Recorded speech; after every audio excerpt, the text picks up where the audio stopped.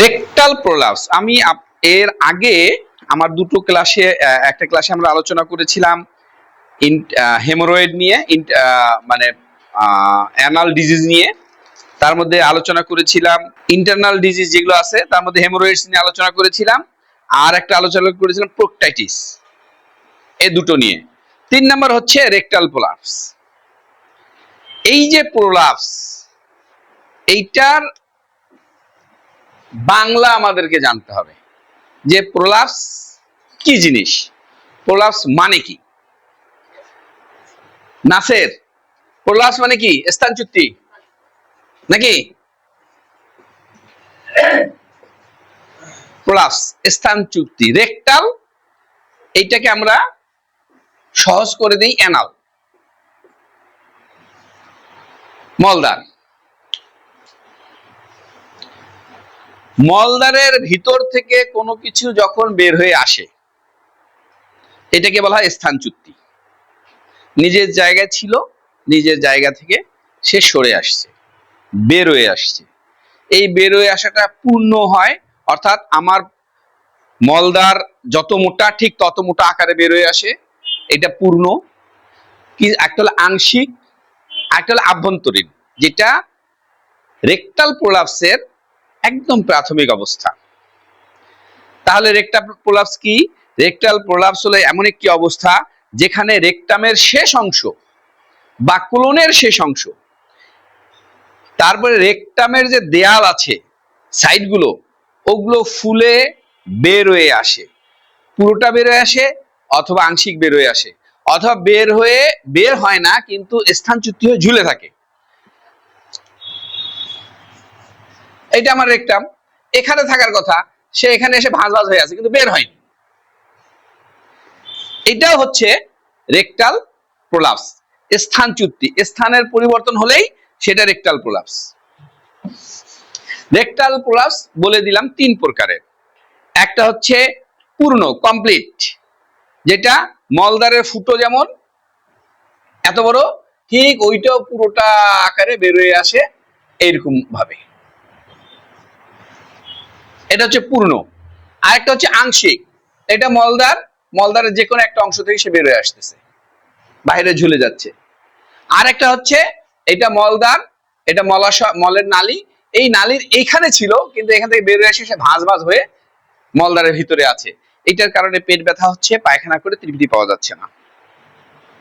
এটাকে বলা হয় আংশিক এটা আভ্যন্তরীণ বা প্রাথমিক, এটা আংশিক, এটা পূর্ণ। তাহলে একটা হচ্ছে কমপ্লিট রেকটাল প্রলাপস, একটা হচ্ছে পার্শিয়াল রেকটাল প্রলাপস, আর একটা হচ্ছে ইন্টারনাল রেকটাল প্রলাপস।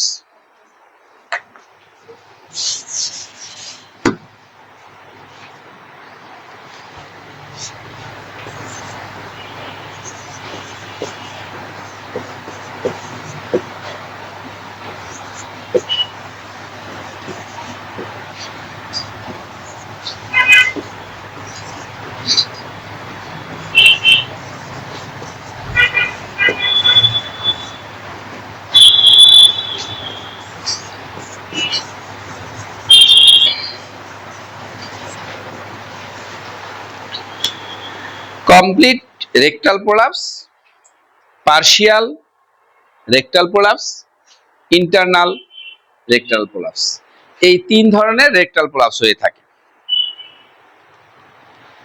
এই রেকটাল প্রলাপস কারো কারো ক্ষেত্রে হয় কি, পায়খানা করার সময় বের হয়ে আসে আবার অটোমেটিক ঢুকে যায়। কারো কারো ক্ষেত্রে এমন হতে পারে পায়খানা করার সময় বের হয়ে আসে, ঢুকিয়ে দিলে ঢুকে যায়। কারো কারো আছে পায়খানার সময় বের হইছে আর ঢোকেনি কখনো। এই যে স্তরগুলো, যার ঢোকে না, ঢুকিয়ে দিলেও থাকে না, বের হয়ে আসে। ঢুকিয়ে দিলে থাকে কিন্তু বের হয়ে আসে না। আর কারো আছে ঢুকিয়ে দিলেও সাথে সাথে বের হয়ে আসে। এই যে বের হয়ে আসে, এইটা হলো জটিল পর্যায়। ঢুকিয়ে দিলেও ভিতরে থাকে না, এটা হচ্ছে জটিল পর্যায়। এই জটিল পর্যায়ে সাধারণত এই কমপ্লিট রেকটাল প্রলাপসের ক্ষেত্রে দেখা দেয়। কি কি কারণে রেকটাল প্রলাপস হতে পারে? একটা হলো দীর্ঘদিন ধরে অনেক চাপ দিয়ে, অনেক প্রেসার দিয়ে দীর্ঘ সময় নিয়ে মল ত্যাগ করতে অভ্যস্ত হওয়া। আবার অনেকে আছে, আমি এখন সফরে যাব, বাথরুমে যাই, পায়খানার চাপ নেই, আমি চাপ দিয়ে দিয়ে একটু পায়খানা করে বেরোয় গেলাম। এটা এই এই এই জিনিসগুলোর কারণে এই রেকটাল প্রলাপস হতে পারে। দীর্ঘদিন ধরে কারো ডায়রিয়া, তারপরে আমরা যেটাকে বলি আইবিএস, আরেকটা হচ্ছে মানে বয়স্ক লোকদের মানে পেশির দুর্বলতা, অস্টিওপোরোসিস। এই যে আমার মাসেলটা শক্ত না, বাচ্চাদের আরো বেশি শক্ত, কিন্তু ওনার দেখা যাবে এত শক্ত নেই, নরম হয়ে গেছে। আমার বয়স আরো 10 বছর পরে এগুলো অনেক নরম হয়ে যাবে। আর এটা প্রথম বোঝা যায় এখানে পিছনটা নরম হয়ে যায় বয়স বাড়ার সাথে সাথে। অস্টিওপোরোসিস এইটা যদি হয়, তাহলে আমাদের মলাশয় যেটা, মলদার যেটা, মলের নালী যেটা, ওর মিউকাসাল যে পার্টটা আছে দুর্বল হয়ে যায়, ঝুলে পড়ে। এইটা একটা কারণ। আরেকটা হচ্ছে মায়েরা যখন গর্ভবতী হয় তাদেরকে বিভিন্ন সময় প্রেসার দিতে হয়, বা তাদের প্রেসার পরে দেখা যায় অনেক মায়েদেরই গর্ভাবস্থায় পাইলস থাকে, কোষ্ঠকাঠিন্য থাকে, শেষ প্রসবের পরে ভালো হয়ে যায়। আর অনেকের আছে প্রসবের পরেও ভালো হয় না।